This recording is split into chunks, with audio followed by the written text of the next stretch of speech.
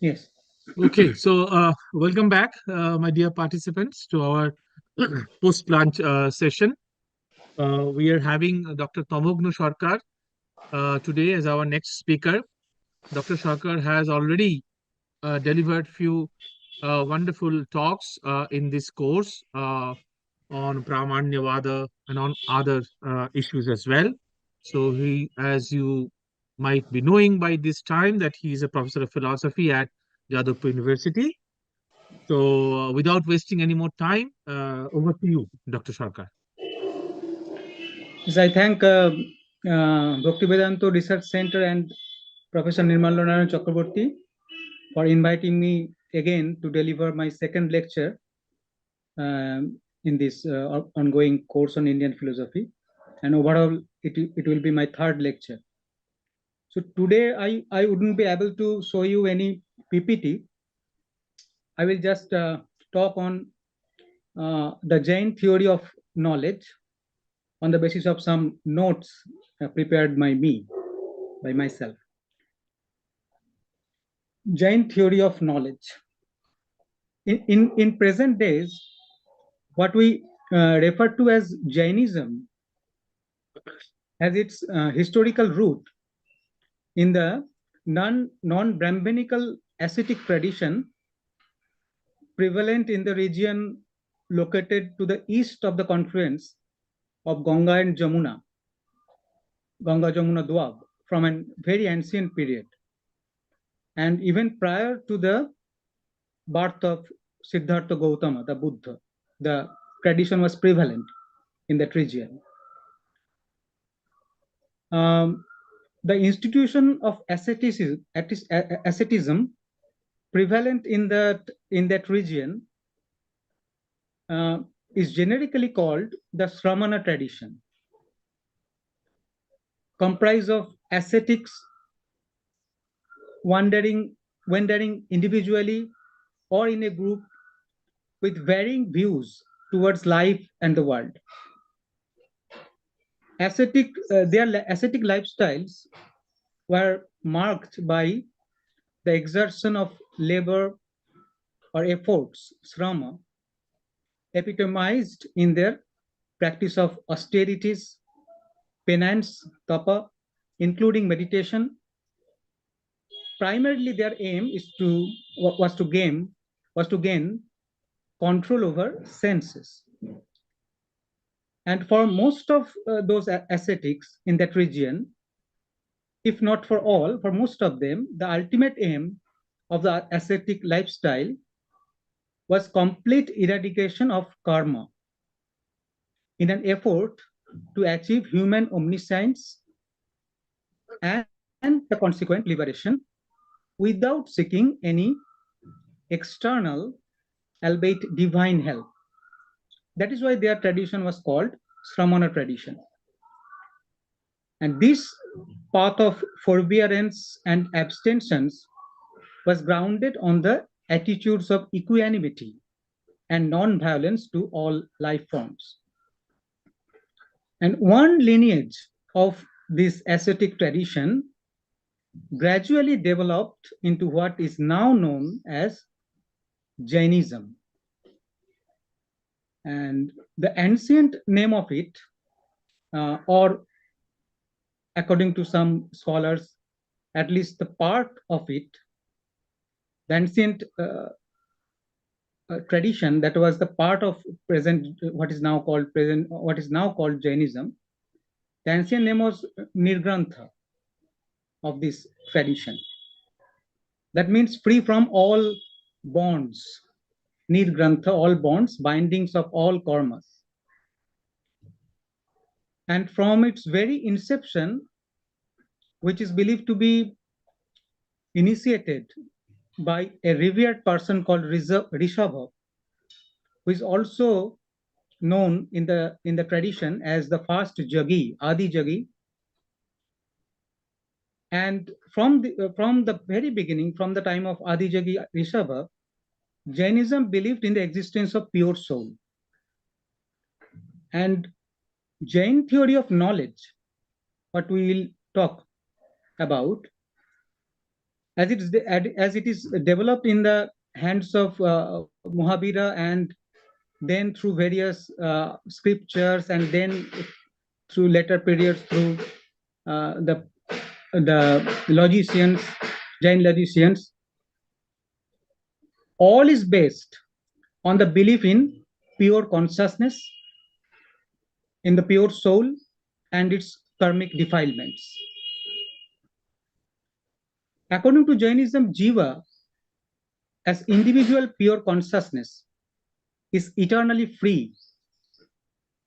And if left undefiled, it will float to the top of the universe, where it can remain in eternal bliss. The state of pure consciousness is a state of complete inactivity and stillness. But actions, karma, bind the jiva to samsara. So every act, the early doctrine was every act binds the individual being. But later it was somewhat modified, that especially those acts performed with attachments and aversions attracts some material things, some material particles, analogous to dust, which sticks to the individual soul and binds it. And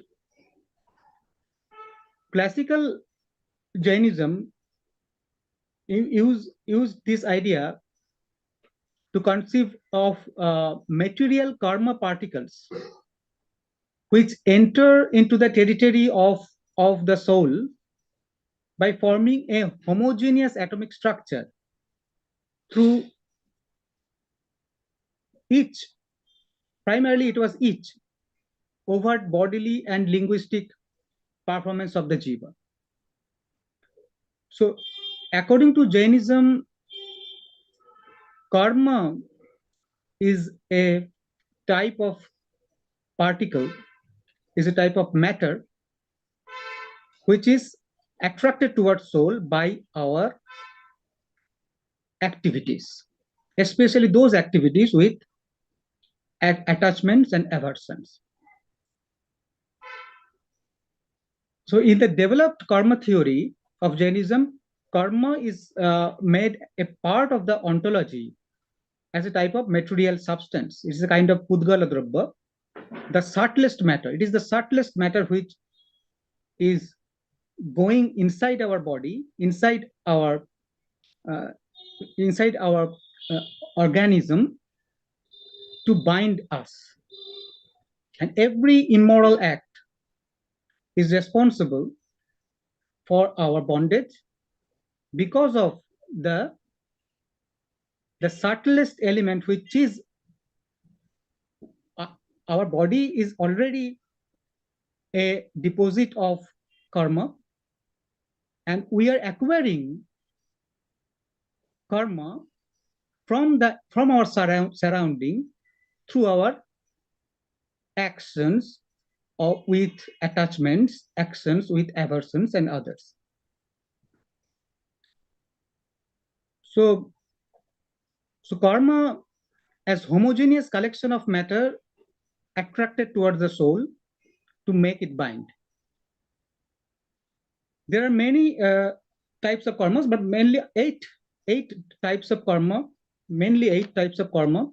generic types that is accepted in Jainism. These are, one of them is knowledge obscuring.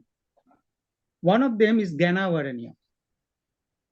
And others are awareness obscuring, that is Darshana Varanya, feeling obscuring, Vedanya, deluding, Mohanya, age determining, Ayushya, form producing, Nama, status and inherence determining, Gotra, vitality and willpower obstructing, that is Antaraya. These are 8 broad types of karma.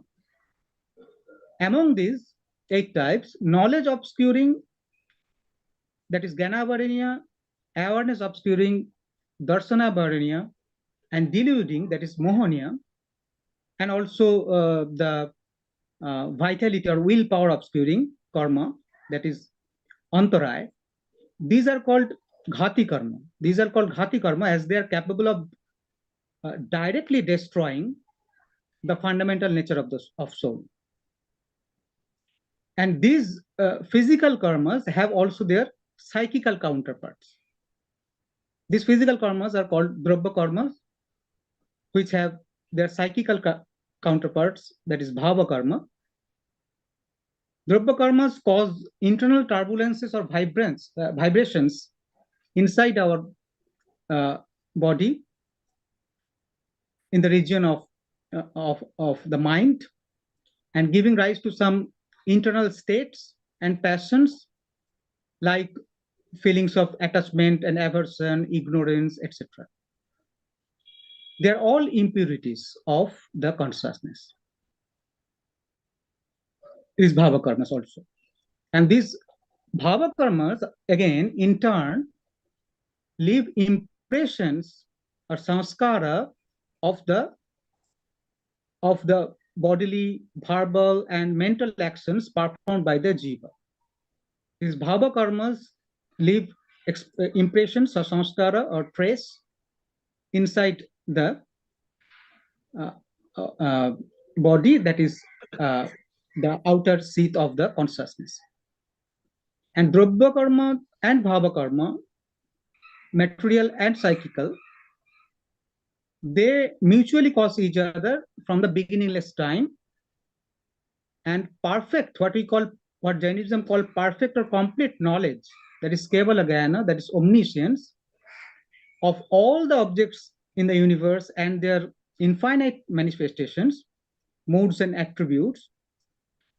This kevala jnana emerges only after the purification of the soul by eliminating of its karmic load of psychical and physical nature.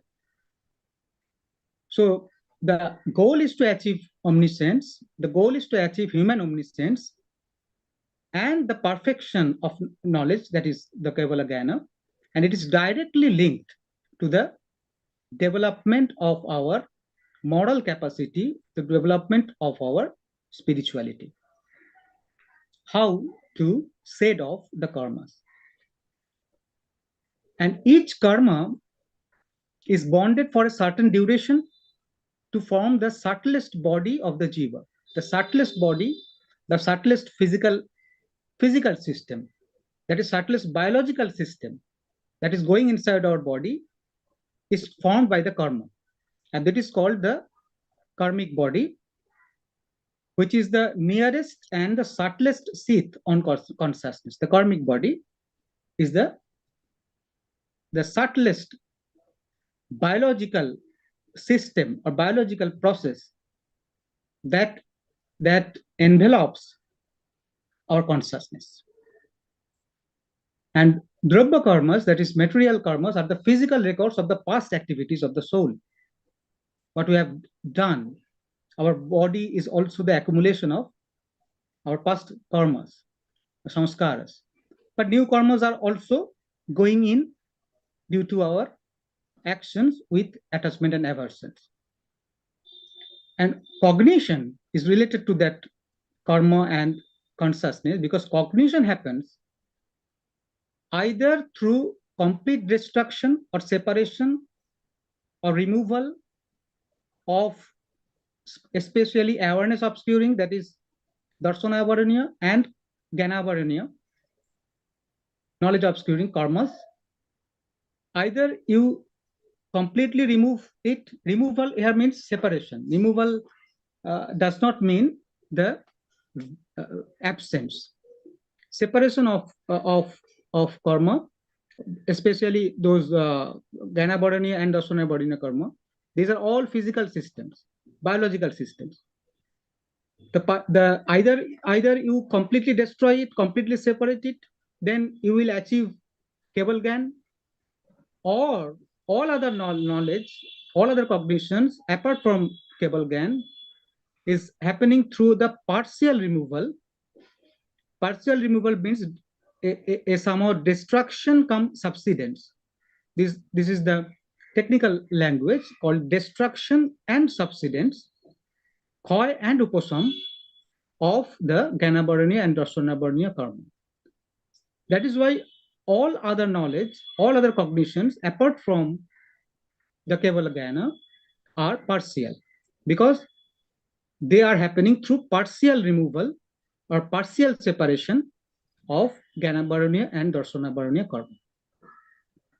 And many details are there how this partial separation is happening, how the partial destruction and partial subsidence is happening inside our body to have that kind of embodied cognition. So cognition is always embodied because cognition is always a physical process. Cognition is always a biological process. Without the karmic body inside a jiva, without a certain removal of the seed, karmic seed inside our body, we cannot have any cognition. The soul possesses the possibility of knowing all the actions. In principle, the soul possesses the possibility of knowing all the actions performed by it in the past and all the previous lives. It is in principle, the soul can do it. The worldly living beings, that is Sangsarika Jiva, such as humans, animals, insects, plants, even microorganisms, they represent different states and levels of embodied cognition, embodied consciousness. Where the states of Atman are contaminated by bonding to the karmic particles corresponding to the inherited past karmas of the living being. These are all goti, or that is, these are all different types of birth of the jiva due to the karma. And the manifestation of consciousness, manifestation of cognition happens with respect to the different body form.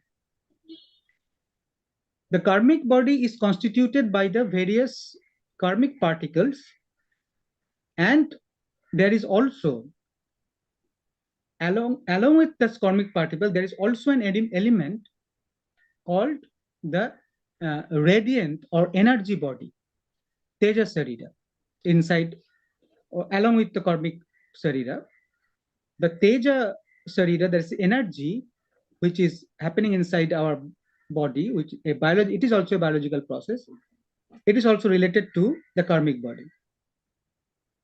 And evolution of knowledge and behavior depends on the manifold dynamic interactions between the various components of the living being. These are the various components, that the karmic body, the energy system inside our body, and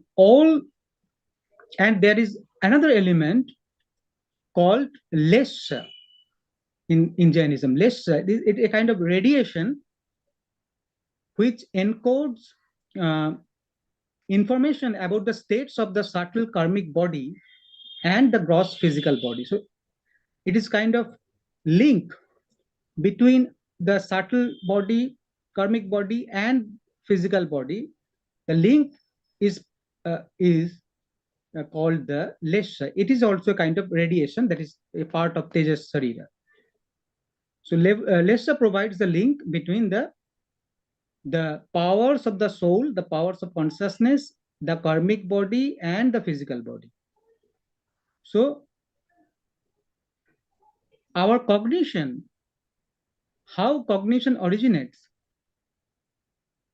is depending on the interrelations between three things, that is the soul, the karmic body, with the energy body, energy system. Body have just a name. Body means here system, the biological processes. the biological processes of karma inside our body, the biological process of energy, and the chemicals that is called lesha, and also the physical, the outer gross body. The whole system is responsible for origination of cognition. And the gross physical body perishes or dies after a limited lifespan. It is also determined by the karma, a special type of karma called ayu karma. The karmic body enveloping the soul transmigrates to a different life form, different gati, and different physical body. This is called rebirth. Rebirth is the transmigration not only of soul, but soul with karmic body.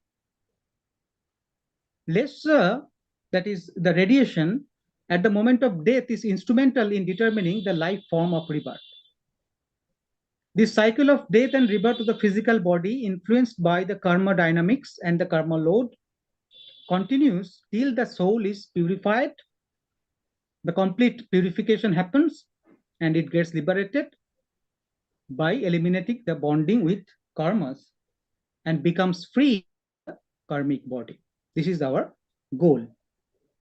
In this long journey towards liberation, evolution of knowledge plays a central role.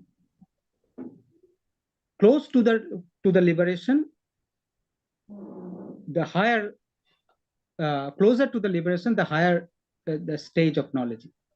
Higher is the state of knowledge.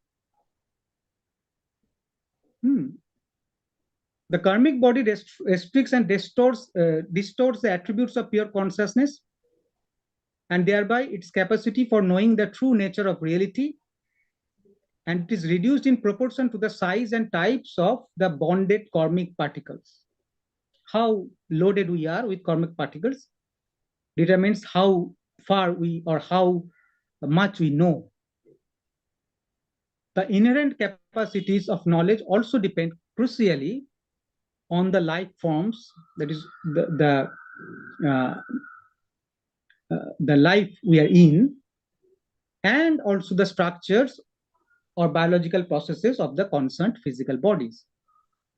Since the living beings have diverse genetic or microcellular structures of physical bodies and also differ in their burdens of the karmic loads at given times, so their potentials for awareness and cognition vary accordingly. So our potential of awareness, that is darsana, and cognition varies because of karma and our body structure and our life form. It is vary in individual to individual. But one thing is clear, that only human beings among various types of jivas possess the highest potential for transcending the constraints of body-mind and acquiring the perfect knowledge. That is why human birth is the highest birth accepted in Jainism, because human omniscience is possible. The possibility of human omniscience is there, and only human beings can liberate itself from the karmic bondage. Now, coming to the more familiar things, that is knowledge. In the worldly living beings, that is jiva, the jiva is pure consciousness essentially, but it has a functional aspect. Pure consciousness is inactive. It is in itself, it is inactive, but it has a functional aspect due to the body, the association with various types of bodies and karmas. It has a functional aspect, and this functional aspect is called the upayoga. Upayoga means manifested functional consciousness, which finds its expressions in many interrelated ways and in many integrated, what we call conscious states. Functional or operational state, that is upayoga of consciousness, in a psychophysical organism like us, makes us the cognitive agent. We are cognitive agent because of this functional aspect of consciousness. And one of its expressions, of the expression of upayoga, functional expression, is further divided into two types. One of its expressions. There are many expressions. One of its expressions, one of type of upayoga is divided into two types. One is called darsana. Darsana is indeterminate, nirakar, general awareness, general type of awareness, and jnana, that is determinate, sakara, cognition. So nirakar sakar distinction, it has been made from the very beginning, at the beginning of epistemology. So darsana is not jnana. So Jainism is differentiating cognition from mere awareness, general awareness, from the very beginning. Cognition is always determinate. And they would not call a general unqualified awareness as cognition. They will not name it as cognition. So to be a cognition, the functional consciousness, that is upayoga, must be qualified with name, concept, and others. Mere general awareness is required, is needed, but it is not cognition, not to be called cognition. In the Jain scriptures are accumulated after death of Mahavira, the 24th Tirthankara. And in Jain scriptures, cognitions, it's accepted that cognitions can be gained with the help of senses and or without them. These two different pathways. One is called direct pratyaksha, and another is indirect or paraksha. Direct cognitions will not take any active help of sense organs and the mind. But indirect cognitions are mediated by senses and the mind. So the cognitions which are mediated by senses, mediated by the activity of senses and mind. Senses and mind are also there in direct cognition, but they are not playing the active role. So the distinction between pratyaksha and paraksha, which are made in the Jain scriptures, is dependent upon cognitions which are the products or the ramification of consciousness alone, and which are also manifestation of consciousness, but there is a mediation of sense and mind. And 5 different kinds have been described. That is indirect. One is indirect, moti and sruta. These two cognitions are indirect. Paraksha, because they need activity of sense and mind. And other 3, avadhi, monaparja, and kevalagana, these are direct cognitions without taking any active help of body mind, of sense and mind. Both the mati and sruta, that is indirect cognitions, are called indirect because their productions are dependent upon activities of physical sense organs and mind, which are external to the consciousness itself. External things. Our sense organs, these are also material. Mind is also material. Manas, mind, I should not translate it as mind. Manas, it is also a material thing, a physical thing. And sense organ is also, sense organs are also material. Whether mind is sense organ is different thing. You may call it sense organ or may not.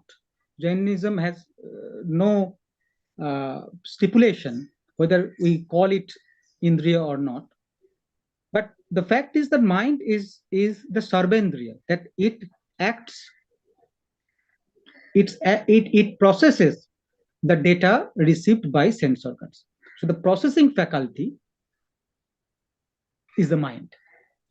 And whether it is situated in a single space in our body or the whole body, it's debatable. But Jainism preferred to call mind a system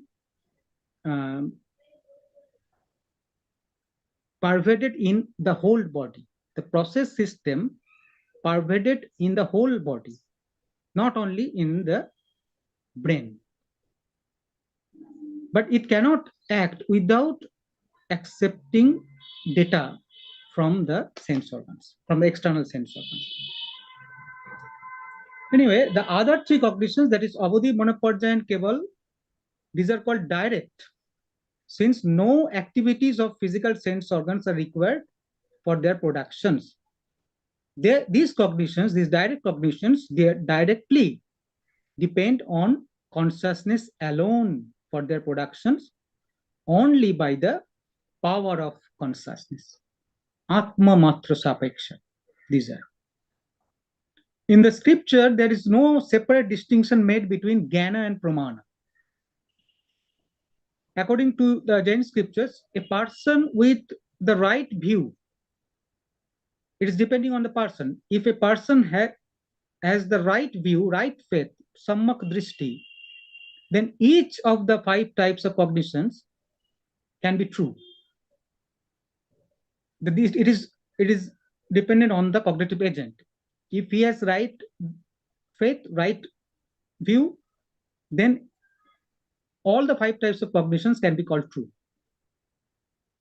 And Umaswati, later period, after scripture, and he conceived that without the right view, that those persons who have false view, for him or her, Mati, Sruto, and Abodhi, these 3 cognitions can be false. Kevalgan and Monoparjaya, these 2 cognitions can never be false, according to Umaswati. But Mati, Sruto, and Abodhi, these cognitions can be false depending on the person. If the person has the false view, then these cognitions can be false. Later logicians also, of course, distinguished between pramana and apramana and others. We'll discuss it later. But in the original tradition, or in the scripture, there was no distinction between Jnana and Pramana, because Pramana Shastra developed much later. Pramana Shastra developed much later, not very early. In the time of Buddha and Mahavira, there was no articulate form of Pramana Shastra. There was stress of it, but not articulate. In Agamas and Tattva Sutra also, the mati, the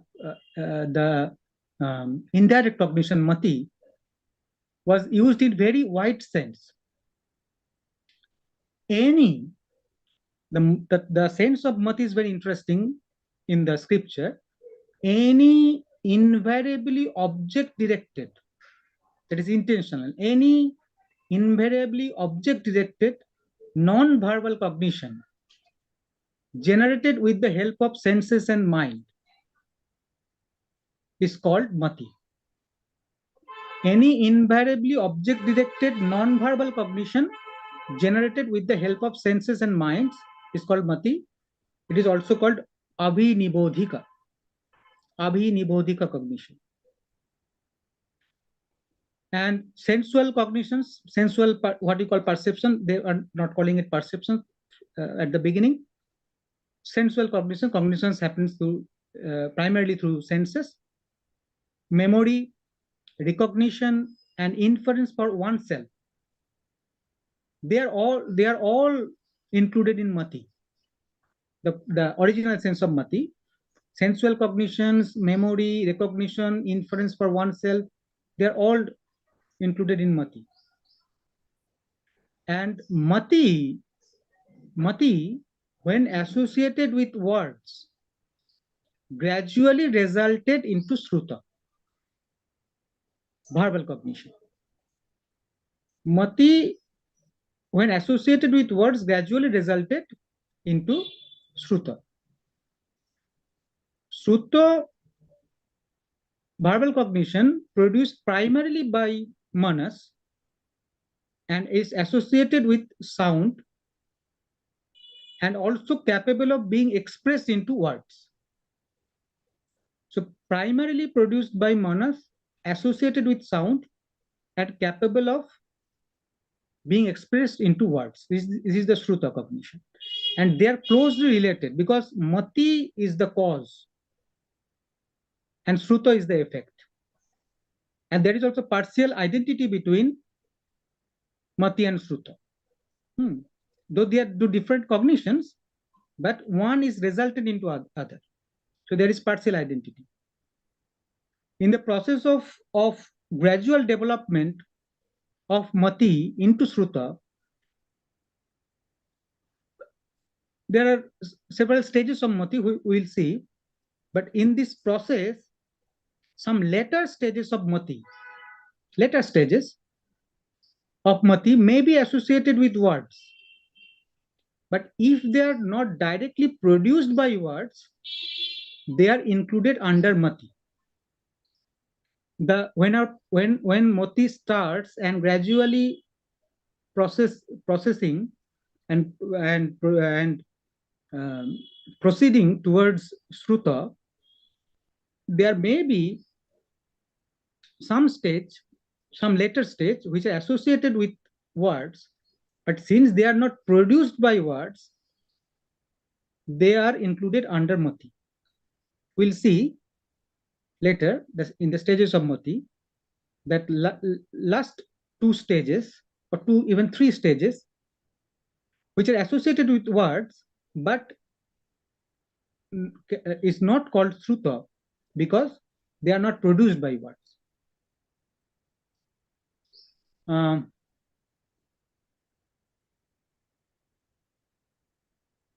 And there is no hard and fast unsurmountable boundary between mati and Shruta. So there is, I am not going into the details of it, but there is very interesting discussion in cognitive psychology if we find or if we study the relation between mati and Shruta, how the mati cognition, the object-directed, intentional, non-verbal cognition is transforming into a verbal cognition and the intermediate processes. This is very interesting discussion in cognitive psychology, which we can find in Jain Theory of Knowledge.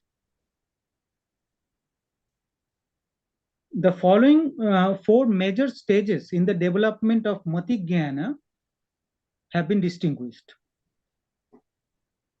These are the stages of mati jnana. First, there is the darsana. Darsana is not jnana. The darsana is the after sense object connection, after sannikarsa, there is a general awareness of mere existence. Darsana is the general awareness of mere existence. Moha-satta. Its object is Moha-satta, mere existence. Then the process starts, according to many Jain scholars, of not all, if not all. After darsana, the mati process starts. After sannikarsa and the awareness of mere existence, then specific existence of a particular object is grasped with certainty. The specific existence, Vishesha Sattva of a particular object is grasped with certainty. This is the starting point of avagraha. The stage called avagraha. It lasts only for a few moments. And some Jain scholars also included the uh, Sannikarsa and then the general awareness into avagraha and called it Banjana avagraha. And the specific existence of a particular object, the knowledge of the specific existence of a particular object is called Artha avagraha. But most of them, they are not including the awareness and the general awareness of the mere existence into the avagraha. But specific existence of a particular object is grasped through avagraha. It is unanimous to all of them. The next stage is iha, a kind of speculation. In the stage, attempts are made to search for the distinct properties of the particular object that is grasped through avagraha to ascertain its true nature. Then we are searching for the distinct properties. What are the distinct properties of that object? And distinct property-wise certainty, that certainty comes from the identification of distinct properties that removes doubt. So if there is any doubt, that will be removed by the grasping of distinct properties of a particular object. It is the work of iha.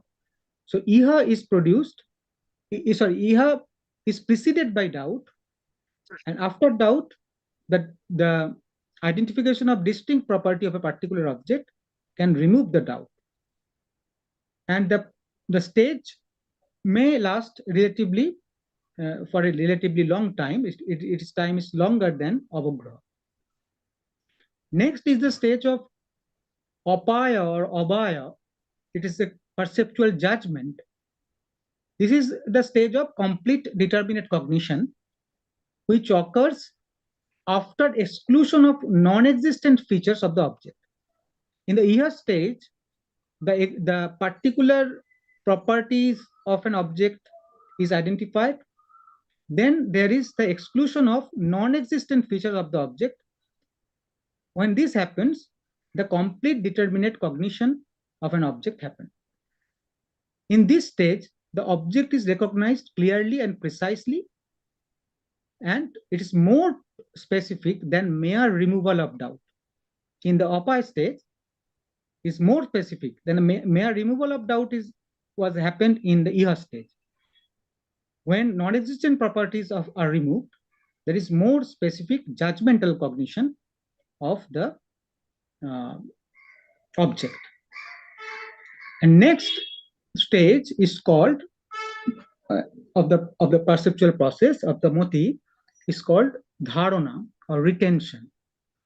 In this stage, the perceptual judgment is consolidated into a lasting impression, which can be retained for a very long time. Then sanskara is formed, mental trace or impression, sanskara or vasana is formed after the abhaya, after the definite cognition. And there is a debate whether this sanskara or vasana is of the nature of cognition or not.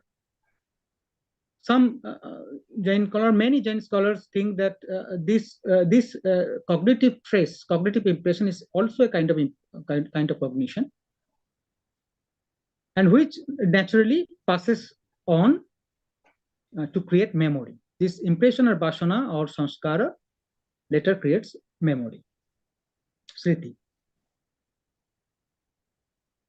These 4 stages, these are all necessary, but their order is not always grasped because they passes in quick succession. Because of the quick succession, this order, that is avagraha, then iha, then apaya, and then dharana, is not always grasped by a cognitive agent. The direct cognitions, that is avadhi, monoparja, and kevala, they emerge directly independent of any activity of senses and mind, and belong to the category of extrasensory direct cognition. So what we call, or Jainism or class or the Jainism in scripture period, in Agama period, the direct pratyaksha is always extrasensory. Pratyaksha cannot be sensory cognition. Although later we will see that they made some modification on it. And among these three cognitions, Avadhi, Monoparjaya, and Kevala is called the Sakala, that is complete perfect cognition of each and every object, concrete as well as abstract. Concrete object and abstract object, along with their properties. This is the subject matter, or this is the content of the Kevala Jnana. This is the omniscience. It emerges after the consciousness, after the Atman has achieved a non-attached and passionless conscious state of complete vitaragata, what we called complete equanimity and objectivity. It is the stage of human omniscience. It is called Sakala. Then other two are called Bikala, Avadhi and Monoparjaya. They are direct, but Bikala cognitions, because their scope is limited. Only difference between Keval Gyan and other two direct, Avadhi and Monoparjaya, is the scope of cognition, the scope of the cognition, that is, in Kevala Jnana, each and every object, either concrete or abstract, is the content, but Monoparjaya and Kevala has specific content.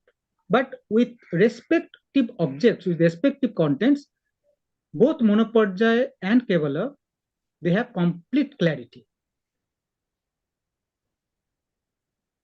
First, Avadhi cognition, it is direct cognition. It is complete cognition of concrete objects. Avadhi Gyan cannot grasp the abstract objects like space, time, etc. But Avadhi is the complete cognition of concrete objects, including smallest particles, irrespective of time and space.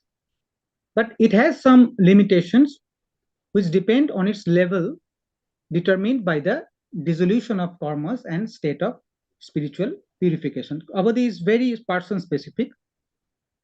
Avadhi Gyani is very dependent on the level of spiritual stage of a person. It can also be innate also. We accept that Tirthankara and others, they have the innate capacity of Avadhi. But mostly it is acquired through spiritual practices of self-purification, and is subject to changes in its capacity in accordance with the degree of self-purification achieved. So, but it is the complete cognition of concrete objects alone. It cannot grasp the abstract objects. But high stage of it, in the high stage of Avadhi, it can lead to Kevala, when the scope is going beyond concrete objects, and abstract objects and with their properties are also grasped. It then leads to Keval Gyan. The next type of Gyan is Monoparjaya. It is a kind of telepathy or mind reading. Is the direct knowledge of contents of other minds. According to Digambar sect, it is the direct knowledge of contents of other minds. But Svetambar traditions say that it is the direct knowledge of different stages of other minds. So whether we are directly knowing, in Monoparjaya Gyani is directly knowing the only stages of minds or the contents of other minds, this is the contention of debate. Digambar are saying we means that is Monoparjaya Gyani knows directly the contents of other minds. And Digambar and Svetambar tradition is asserting that that Monoparjaya Gyani knows directly different stages of other minds, and then on the basis of that, their contents are inferred. So according to Setambaras, Monoporjaya Gyani can know only different stages of other minds, and from that, objects or contents of it was inferred. This ability is a very, this mind reading ability is a very sophisticated kind of cognition that evolves clearly in individuals at very advanced stages on the path of spiritual purification. So this is the 5 types of cognition. The difference between Kebal and all other is that Kebal is the high cognition. So it arises after complete separation of karma from the consciousness. But all other are partial in a sense. Even Abodhi Monoporda is partial, and Moti Srutoto Boti. They are all partial because they are arising due to chayoposamic state. So there is distinction between chayic and chayoposamic. Chayoposamic, that is origination, annihilation and subsidence of karma is called chayoposamic state. Only Kebal is chayic, and other 4 cognitions are chayoposamic. But cognition happens through the interaction of karma and different kinds of bodies. Later in the logical period, after 4th or 5th century CE, there are Jain scholars or Jain monks felt pressing need to make some adjustment to their existing terminology. They are ready to make adjustment to the existing terminology, not because they were not happy about it, but only to participate in the debates with regard to the then emerging field of study called Pramana Shastra. Because their terminology is different, they are calling perception pratyaksha, which are extrasensory, is the real perception. So they were not able to participate with the debate with the Noyayikas and others and other logicians or epistemologists. So with a view to participate in the debate in the emerging field of Pramana Shastra, they were ready to make some adjustment to their terminology. First, they tried to formulate a definition of Pramana. It is later, after 4th and 5th century CE. All these are happening. After even Tattva Sutra has been written. First, they tried to formulate a definition of Pramana, which was not there in the Agamas. Having conceived of cognition as conceptual and determinate, Jaina epistemologists generally consider an error-free, doubt-free, determinate cognition of the conscious subject as well as of its content as the veridical or true cognition. Error-free, doubt-free, determinate cognition of the conscious subject as well as of its content. Both Sabhyavasai and Parabhyavasai cognition is Pramana. So cognition is self-aware as well as other manifesting. Cognition as cognition with respect to itself is self-aware. It is self-certified and always in conformity with itself. But it also reveals its object in an error-free, doubt-free way.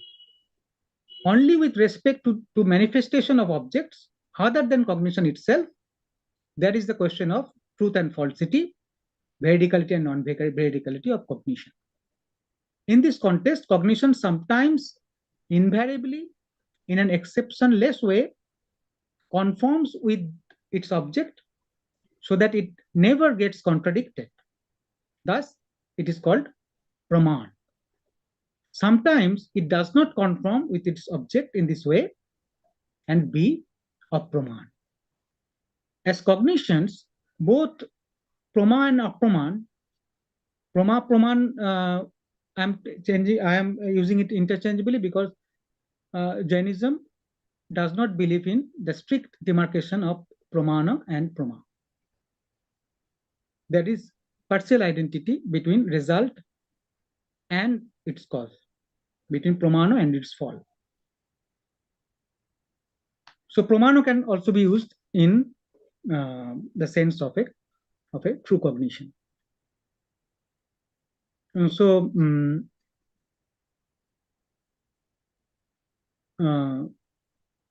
cognitions, simply as cognitions, both the prama and aprama, both the veridical and non-veridical, they are self-aware. But neither veridicality nor non-veridicality is a natural property of cognition. And we have seen in my previous lecture that veridicality of a habituated cognition is grasped intrinsically when that cognition is manifested as I have the cognition of X, where X is a habituated object, and veridicality of unhabituated cognition is grasped extrinsically, and so is non-veridicality.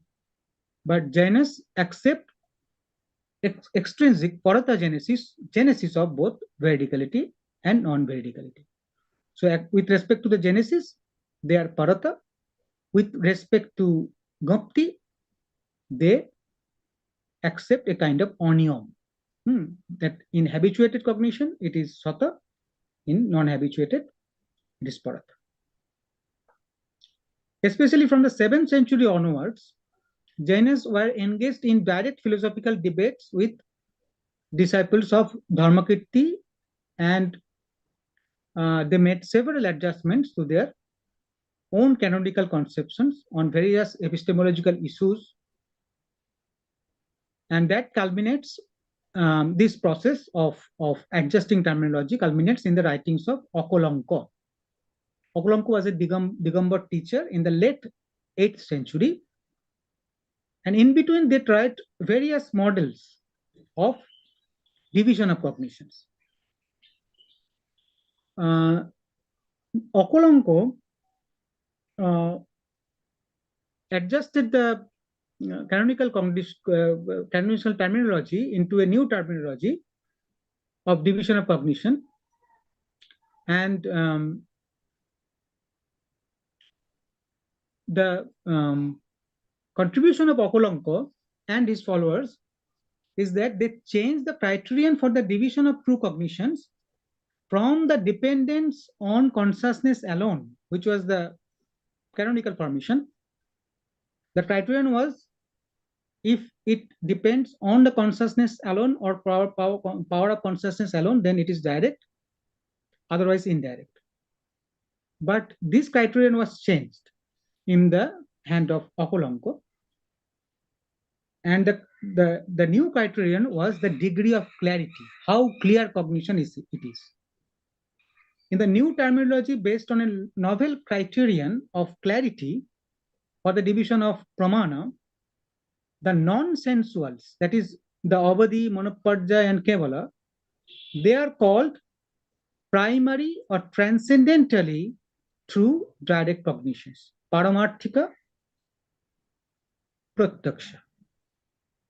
Primary, they are primarily direct cognitions, since they are the clearest cognitions of their respective contents. They are the clearest. External sense perceptions and internal mental perceptions, they are also secondarily called perception, secondarily called direct, and included under empirically true direct cognitions, which are clearer than indirect cognition. They are perception sensual perception and mental perception, they are direct cognition because they are clearer than indirect cognition. In this sense, they can be called perception in secondary way.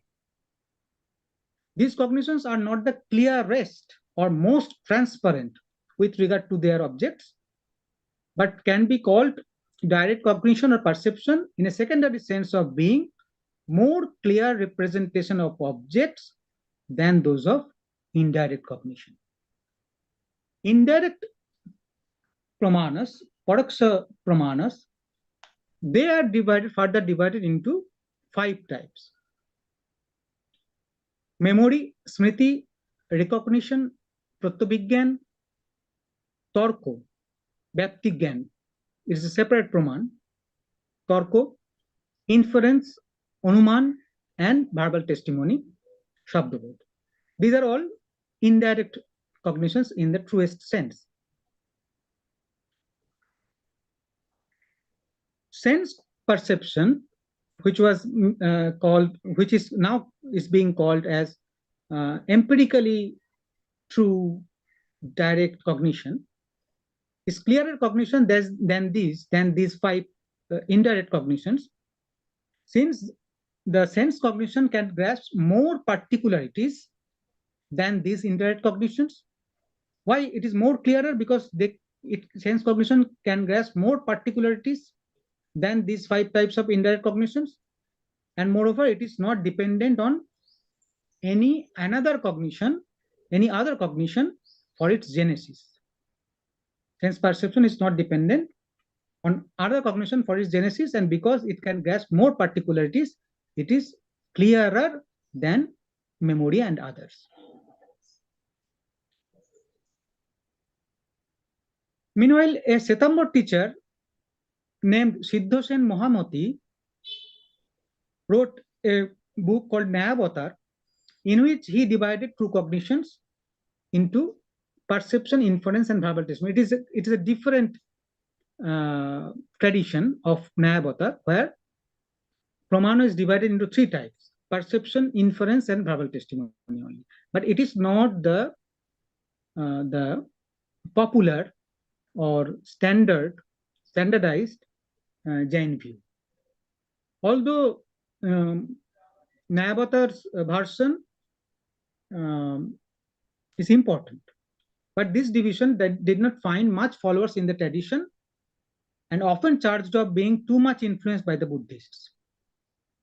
But its importance, nevertheless, is that it is one of the earliest and primary systematic exposition of the true cognition in the Jain tradition, which cannot be ignored. Now we come to very general introductions to the 5 types of indirect cognitions, paraksha that is accepted in later stage. The first is memory. Memory is a praman, indirect praman, but paraksha praman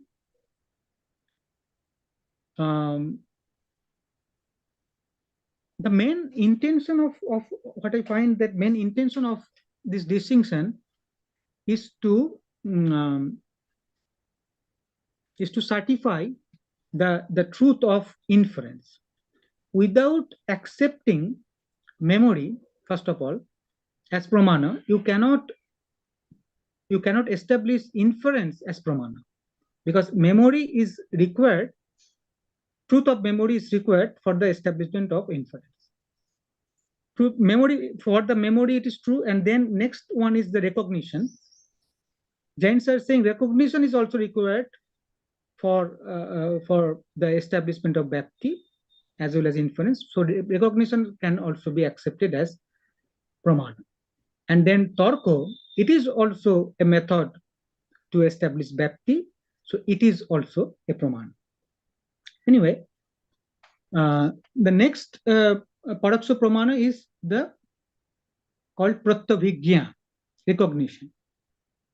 And there are many types of pratyabhigya accepted in Jainism, in later Jainism. The primary 2 types are recognition of oneness, ekatva pratyabhigya, what we are familiar with, that this is that Devodatta. Swayam Devadatta, it is called Ekatta Pratyabhigyan. It grasps the unity. But Ekatta Pratyabhigyan is a separate praman according to Jainism. It is not mere perception, because both Anubhava and Sriti, both the awareness and cognition and the memory is equally responsible for the genesis of Pratyabhigya. In Pratyabhigya, both Anubhava and Sriti, they are equally responsible. So it is, according to Jain logicians, the Pratyabhigya, Ekatta Pratyabhigya, is a type of compilatory cognition which sums up two states, that is, two parjayas of one substance. Two parjayas of one substance, one is grasped by Sriti, another is by perception. So it grasps the unity.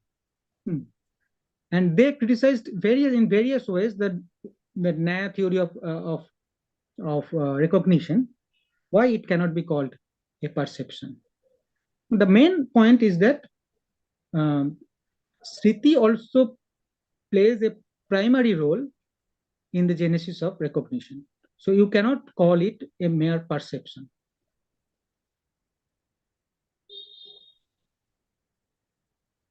Another type of recognition is called Sadrisha Pratyabhigya, recognition of similarity.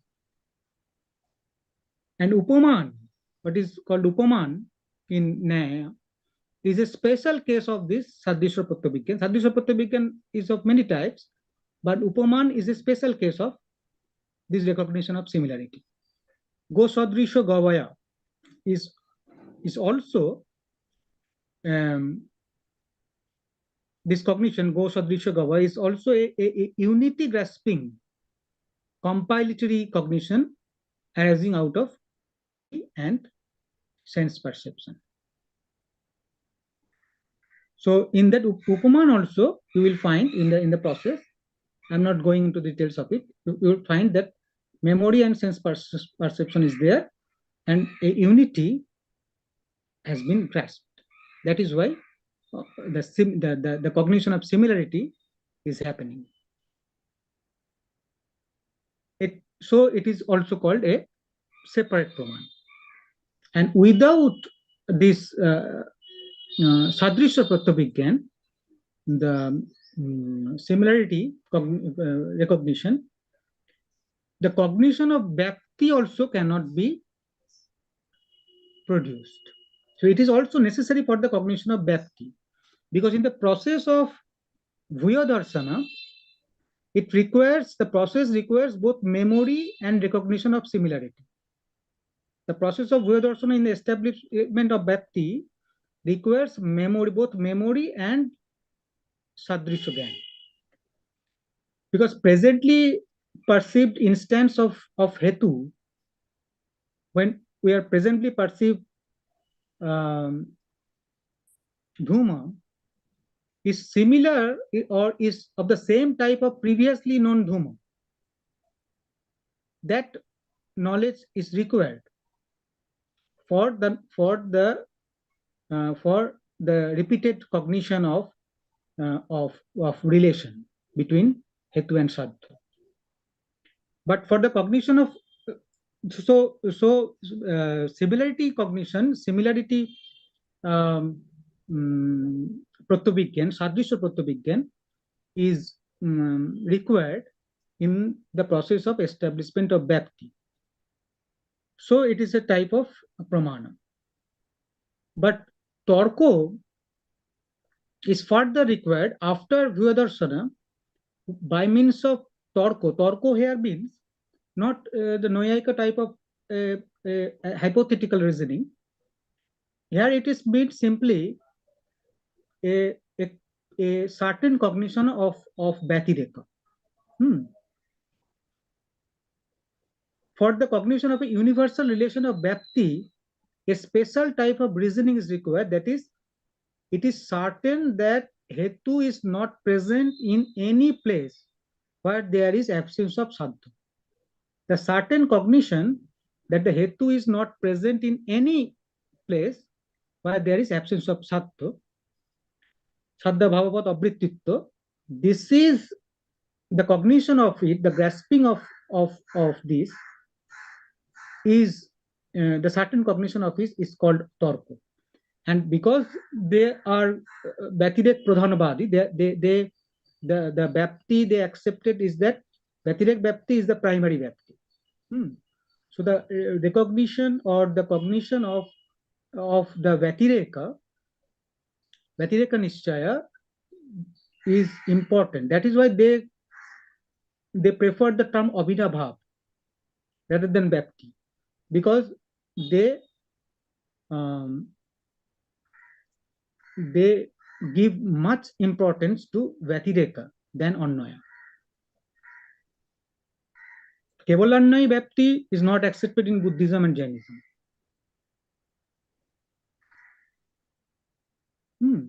So it is a special type of reasoning that it is certain that the hetu is not present at any place where there is absence of saddha.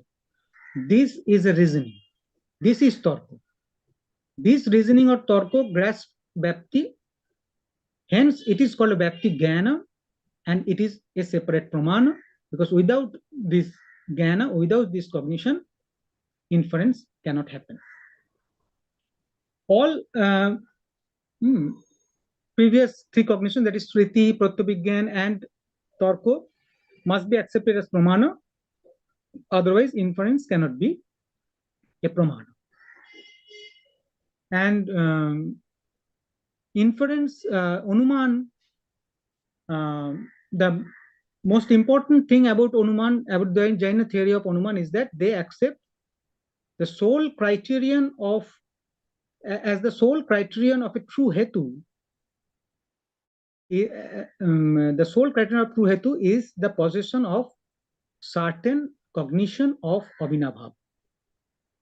Nishchit jnana of Abhinabhav is the sole criterion of a Sat hetu. So they are criticizing triple characteristic of hetu accepted by accepted in Buddhism, Buddhist logic, and fivefold characteristic of hetu accepted in Naiyayikas. According to Jain logicians, these are all development of later period, that the sole criterion of a Sat hetu is the possession of certain Abhinabhav, Nishchit Abhinabhav. And acceptance of they gave various arguments for it, both of Vyapti and Otibhyapti, to the triple characteristic and fivefold characteristic of hetu. And acceptance of having certain Vyapti, certain cognition of Vyapti as the sole characteristic of a valid reason, made it easier for many later Jain logicians to openly support internal pervasion, that is Antarbhyapti, which asserts that even if there is no external example to support Vyapti, Poksha, that is Saddha Dharmi, is enough as an instance to ascertain Vyapti. Poksha is enough to ascertain, as an instance to ascertain Vyapti. There is no need to cite external example. And this is called Antarbhyapti. And it's a very good, I think, good doctrine of Jains, of the Jains. Buddhist, only one Buddhist philosopher directly accept Antarbhyapti is Ratnakar Shanti. Other Buddhist logicians indirectly, or we can, some scholars say that we can infer that they accepted Antarbhyapti. But in Jainism, Antarbhyapti is completely accepted by the later Jain logicians.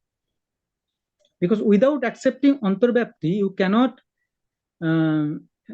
establish a universal thesis in your system. For the establishment of universal thesis, universally accepted thesis, everything is momentary. How will you accept it? How will you establish it? So next, the verbal understanding is the later formulation of verbal understanding, that is Shabda Bodha. We have already seen the Sruta. It is a kind of closely related with Moti. But in later formulation, verbal understanding or Shabda Bodha is the grasping of contextual meaning generated from the words of an apta.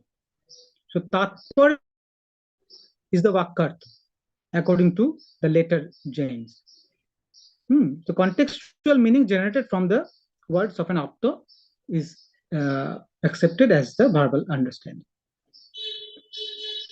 And the last point is that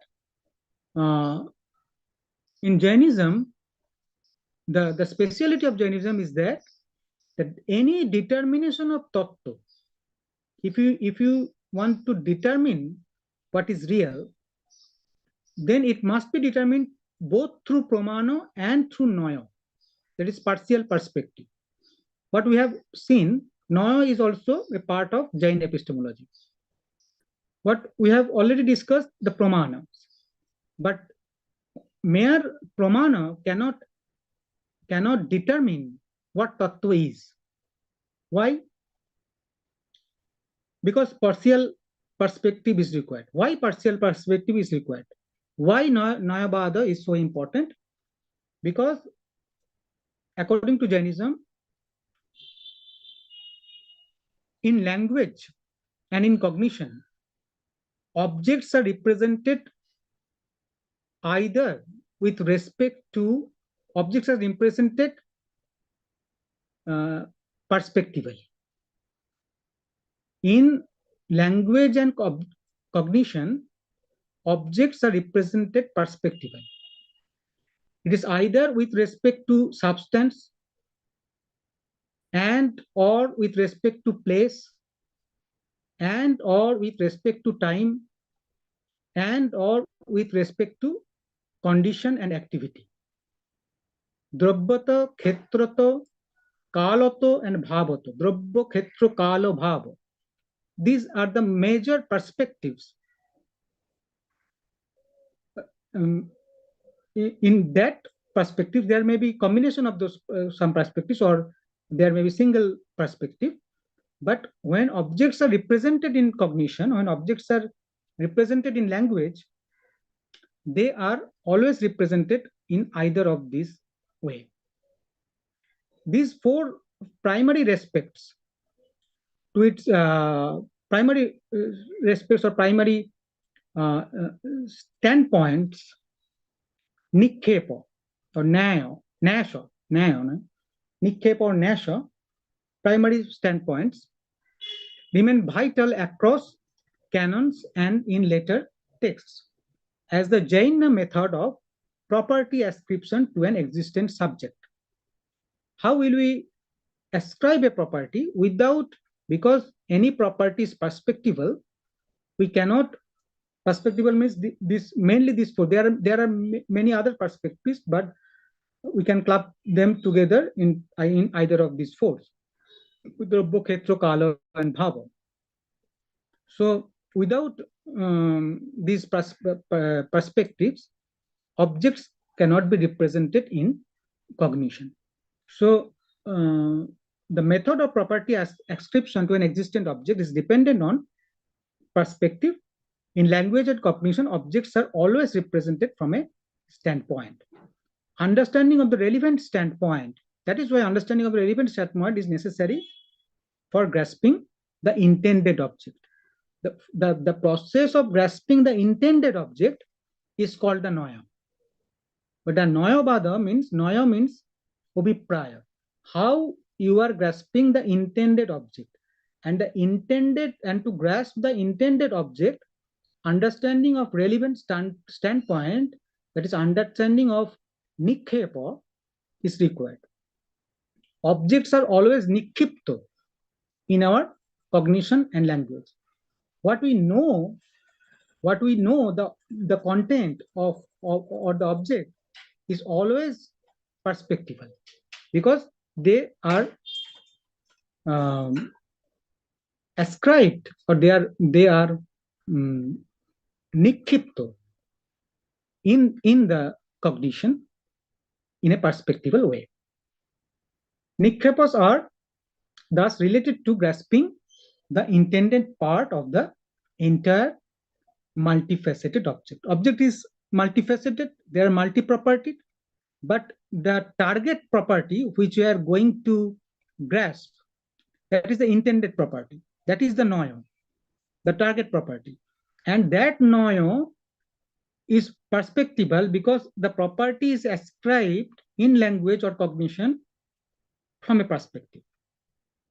So from the entire multifaceted object, from the many properties of object, one is intended, and that intended is perspectival. There are many nikhepas, but generally categorized into the above 4 types. Only after the perspectival representation of objects in language and thought, they can be determinately known. After the nikhepo and noyo, we can apply pramanas to them. In this way, nikhepas remain key to noyobado and saptabhangi. For example, when you say, in a way, X is existent, sat osti, sat X osti, means in the Jaina analysis that in view of its own drabya khetra kala bhava, particular X is existent. And with respect to other drabya khetra kala bhava, with respect to sabhava, it is existent. With respect to other drabya khetra kala bhava, with respect to vibhava, the particular X is non-existent. This is the perspectival analysis. Sadvada and Saptabhangi, as developed by the later Jaina logicians, are not mere methods of splitting the complex meaning of a subject into smaller semantic units, but their ultimate goal is to refer to an impertite, multifaceted object by simultaneous ascription of all its properties. That is, the ultimate goal is Keval Gyan. Ultimate goal is a non-perspectival cognition in a sense. But for that, for the human being, we have to start from the perspectival cognition. So to achieve a definite true cognition of the object concerned, perspectives is necessary, and only in the omniscient, in omniscience, we can go beyond noyos. We can go beyond perspective.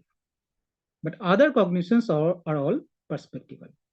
This is the position supported by Jainism. So I'm finished here. Good. Thank you. Thank you. We got to know a kind of synoptic view of Jaina theory of knowledge in great detail. So thank you very much. I would like to ask the participants if they have any questions or clarifications to ask. Please come forward. This is something very new and unique, because we normally, we are not exposed to Jaina epistemology. So yeah, please go ahead. Good afternoon, sir. My first question is regarding the definition in Jaina epistemology between darshan and jnana. Can we say, are these completely analogous to the division which we can find in the Nyaya epistemology between nirvikalpaka and shavikalpaka? More or less similar, but nirvikalpaka in Nyaya is a type of anubhav, a kind of cognition, though it is neither prama nor aprama, but a cognition. But from the beginning, Jainas are saying that we have to distinguish between general awareness and the specific awareness. So general awareness, that is darsana, is not jnana. It is preceding jnana, but it cannot be called jnana. a kind of general sensation, general awareness. And also they accept that that there is debate, of course, in internal debate in Jainism about the nature of darsana. But generally they accept that darsana has an object, has a content. Nirvikalpaka in Nyaya, we cannot, though later Nayaikas accepted that it has also a kind of content, the object. But generally, we cannot say that Nirvikalpaka in Nyaya has a specific content. But in Jainism, generally we say that the darsana has a content, that is the general existence, the awareness of a general existence, Mohasatta. It is the object. And later, when it transforms into the first stage of Mati, it becomes a particular cognition of a particular existence, Vishesha Sattva. So similar, but not the same, I think. Okay, sir. Thank you. My second question is, sir, previously I also read about Jain epistemology a little bit, and today I listened to your beautiful lecture. So I feel always feel very confused about their pramana system. I mean, generally asked, how many types of pramana they are actually accepting? I mean, there are too many pramanas compared to other Indian schools. No, the problem is that there are many models in the division of pramana accepted in Jainism. The latest or the most accepted model is provided by Okolanko, where Pratyaksha and Paraksha. Pratyaksha is divided into two types, Sangbhyavaharik and Paramarthik.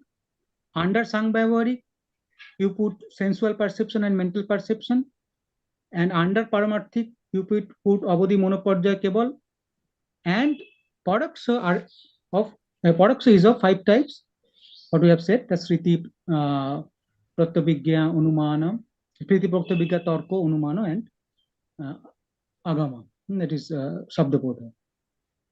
It is a general standard interpretation accepted by Okolanko as well as by Manikkanandi, the writer of Parikhamukha Sutra. So, sir, we are having another division accepted by Nayavatar, accepted in Nayavatar by Siddha Sen. They accepted the Nayavatar and its tradition accepted perception, inference, and verbal testimony. Only 3 types. There are more interesting divisions. A scholar called Vadiraja, because we have already said, because Sriti, Pratyabhigya, and Tarko, they are the cause of, in a way, they constitute the cause of Anuman, the cause of inference.